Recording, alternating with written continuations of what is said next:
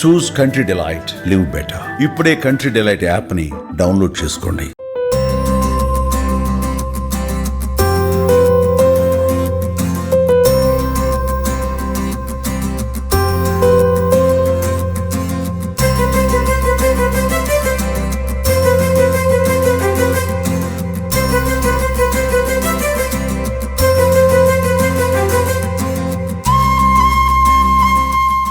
World photography day. మనం నిత్యం పేపర్లో చూస్తున్న ఎన్నో అద్భుతమైన అందమైన చిత్రాలు, ఆలోచింపజేసే చిత్రాలన్నింటినీ కూడా వాళ్ళ కెమెరాలో బంధించి గంటల తరబడి వెయిట్ చేసి తీస్తున్న ఫోటో జర్నలిస్టులందరినీ కూడా గుర్తిస్తూ ఎన్టీఆర్ జిల్లా కలెక్టర్ వాళ్ళందరికీ కూడా ప్రశంసా పత్రాలు మెమెంటోలు అందజేశారు.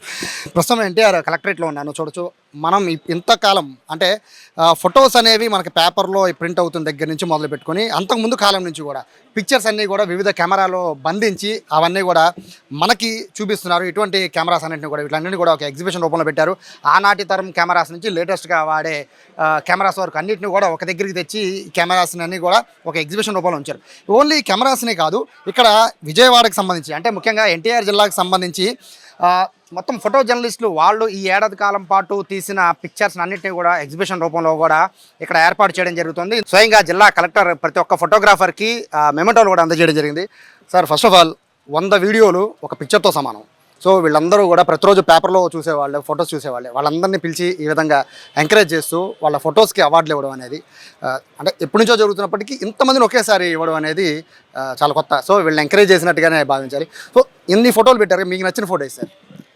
నాకు దీంట్లో వరదల్లో ఆ ఎమోషన్స్ క్యాప్చర్ చేశారు కదా. అంటే వరదలో నేను పనిచేశాను ఇక్కడ బుడమేల వరదల్లో. అప్పుడు ఎంత అంటే హృదయ విద్రోహక సిచ్యుయేషన్స్ ఉన్నాయి. అవన్నీ ఆల్మోస్ట్ 1 year అయిపోతూ ఉంది కాబట్టి అలాగా ఓకే అలా గుర్తున్నాయి. కానీ ఆ ఫోటో చూస్తే మళ్ళీ ఒక కళ్ళి కట్టినట్టు కనిపిస్తున్నాయి. సో అన్ని వరదల్లో చేసిన అన్ని ఫొటోస్ చాలా నచ్చినాయి, చాలా చక్కగా తీశారు. ముఖ్యంగా ఈ international photographers photo journalism day రోజున విజయవాడలో అలాగే ఎన్టీఆర్ జిల్లాలో ఉన్న ఫోటోగ్రాఫర్స్ని పురస్కరించడం నేను ఎంతో అరుదు అలాగే గౌరవంగా భావిస్తున్నాను. ఎందుకంటే వాళ్ళు ఒక ఫోటోతో 100 బుక్స్లో చెప్పేటువంటి ఇన్ఫర్మేషన్ ఒక ఫోటోతో వాళ్ళు చెప్పగలుగుతారు. సో అది ఆ ఫోటో జర్నలిజంకి ఉన్న పవర్. సో దాని ద్వారా ఈరోజు ప్రజల్ని చైతన్యవంతం పరిచయం ఏంటి, అలాగే గవర్నమెంట్ స్కీమ్స్ ప్రజలకి చేరవే దాంట్లో ఏంటి, అలాగే సమాజంలో ఉన్న లోపాలని ఎత్తి చూపించి దాన్ని సవరించే క్రమంలో వీళ్ళు చేస్తున్న కృషి ఎంతో అమోఘమేమో, అలాగే అప్రిషియేట్ చేయాల్సిన అవసరం ఉంది.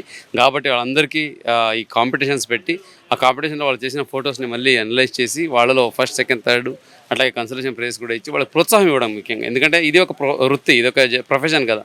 ఆ ప్రొఫెషన్ గుర్తింపు ఉంటే దాన్ని చూసి ఇంకా ఎంతోమంది మోటివేట్ అవుతారు. సో ఈరోజు ఫోటోగ్రఫీ అలాగే జర్నలిజం ఇంత దూరం వచ్చింది అంటే ఎంతోమంది దీనికి కృషి చేశారు, ఎంతోమంది దీన్ని ప్యాషన్గా తీసుకున్నారు. సో భావితరంలో దాన్ని ప్యాషన్గా తీసుకోవాలంటే దీనివల్ల గుర్తింపు ఏంటి, దీనివల్ల ఉపయోగం ఏంటి అంటే ఆ జనరేషన్కి తెలియాలి. కాబట్టి ఇటువంటి ఒక కార్యక్రమం కాంపిటీషన్ పెడితే మిగతా వాళ్ళకి అటువంటి ఆ స్ఫూర్తి వస్తుంది. కాబట్టి ఈ కార్యక్రమం పెట్టాము. సో చాలా ఆనందంగా ఉంది. విజయవాడలో ఇంత టాలెంటెడ్ ఫోటోగ్రాఫర్స్ ఉన్నారు, ఇంతమంది ఇన్ని అంటే అనుకోలేనటువంటి ఫొటోస్ని ఎంత చక్కగా తీశారు వాళ్ళు. అదే it's a message, it's just not a photo, it is a story, it is a life, it is a message. ఇదంతా లైవ్లీగా ఫోటో తీశారు. అందరికీ ఈ సందర్భంగా అభినందనలు తెలియజేస్తారు. సో సీనియర్ జర్నలిస్టులు, ఫోటో జర్నలిస్టులు అంతా ఇక్కడ ఉన్నారు. భాస్కర్ గారు, నమస్తే. మీ కెరియర్లో ఎన్నో అద్భుతమైన పిక్స్ తీసి ఉంటారు. నారాయణ అన్న, మీరు ఇట్లా సీనియర్లు అందరూ కలిపి ఎన్నో పిక్స్ తీసి ఉంటారు. సో ఇట్లా ఎంకరేజ్మెంట్ అనేది మోస్ట్ ఇంపార్టెంట్ అండి. ఎవరికైనా మనం పడే కష్టంలో మన సంస్థ ఎంకరేజ్మెంట్తో పాటు ప్రభుత్వం నుంచి కూడా ఎంకరేజ్ వస్తే చాలా మంచిది. సో ఇప్పుడు అవార్డులు మీకు ఇవ్వడం, మెమెంటోస్ ఇవ్వడం, ఫస్ట్ ప్రైజ్, సెకండ్ ప్రైజ్ అని చెప్పడం, ఇవన్నీ చూస్తుంటే ఏమనిపిస్తుంది? ఇది మాకు చాలా ఎంకరేజ్మెంట్గా ఉంది. కలెక్టర్ గారు ఇనిషియేషన్ తీసుకొని మాకు చాలా ఎంకరేజ్ చేశారు. దీంతో కాకుండా మొన్న ఫోటో జర్నలిస్ట్ అసోసియేషన్కి కూడా బాగా హెల్ప్ చేశారు కలెక్టర్ గారు. దీనివల్ల నెక్స్ట్ ఇయర్ ఇంకా డెవలప్ అవ్వడానికి, ఇంకా ఎంకరేజ్మెంట్కి ఫోటోలు తీయడానికి అవకాశం. కొంతమందికి రాలేదు, అది చేయలేము. జడ్జిమెంట్లో 6 జడ్జీలు కాబట్టి దాని ప్రకారం వస్తుంది. ఇంకా ఎంకరేజ్ చేస్తే స్టేట్ గవర్నమెంట్లో కూడా ఆగిపోయింది 7 సంవత్సరాల నుంచి, దాన్ని కూడా ఎంకరేజ్ చేస్తే బాగుంటుంది. సార్, ఇప్పుడున్న పరిస్థితుల్లో ఫోటో జర్నలిస్టులు అంతా కూడా అంటే ఈ ఫీల్డ్ వదిలి వెళ్ళిపోతున్న పరిస్థితి. రీజన్ ఏంటంటే రకరకాల కారణాలు ఉండొచ్చు కదా. సో దీనికి ఏం చెప్తారు? ఒక సీనియర్ ఫోటో జర్నలిస్ట్గా ఏం చెప్తారు?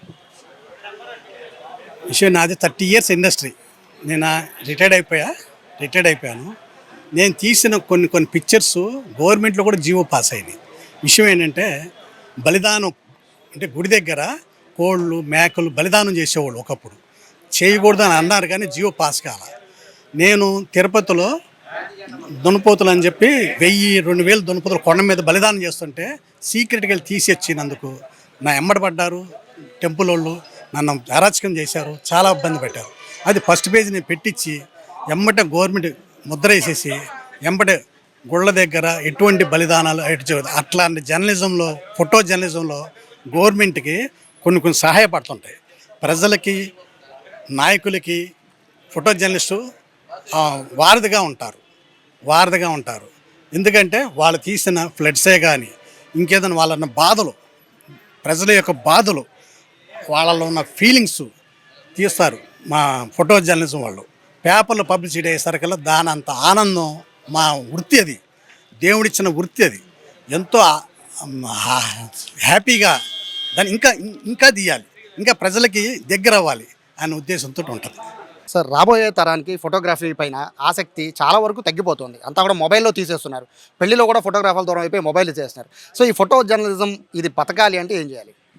అదే ఎంత క్యాప్చరింగ్కి సెల్ ఫోన్లో క్యాప్చరింగ్ చేసినా ఒక కెమెరా కొంచెం కెమెరామెన్ తీసుకున్న వ్యూస్ కానీ ఆ ఐడియాస్ కానీ అది వేరుగా ఉంటాయి.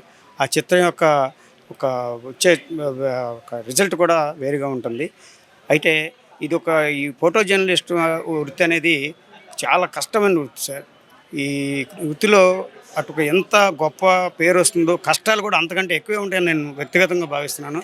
ఎందుకంటే ఒక్కొక్కసారి భయంకరమైన దృశ్యాలు వీళ్ళకి ఎదురవుతూ ఉంటాయి, భయంకరమైన సన్నివేశాలు ఎదురవుతాయి. వీళ్ళు వెళ్ళి ఫోటో తీస్తుంటే వీళ్ళ మీద పడి కొట్టి వీళ్ళని బాధ పెట్టి హింసించిన సంఘటనలు చాలా ఉన్నాయి. వాటిని తట్టుకొని ఒక మంచి ఫోటో తీసి ఆ పబ్లిష్ అయిన క్షణం వాళ్ళు పడిన బాధలన్నీ, వాళ్ళు పడిన కష్టాలన్నీ మర్చిపోయి ఎంతో హ్యాపీగా ఫీల్ అయ్యే వృత్తి జర్నలిజం వృత్తి. ఇది ఒక్కొక్క కష్టం, ఒక్కొక్క ఫోటోకి ఒక్కొక్క కష్టాన్ని ఇక్కడ మనం చూడొచ్చు.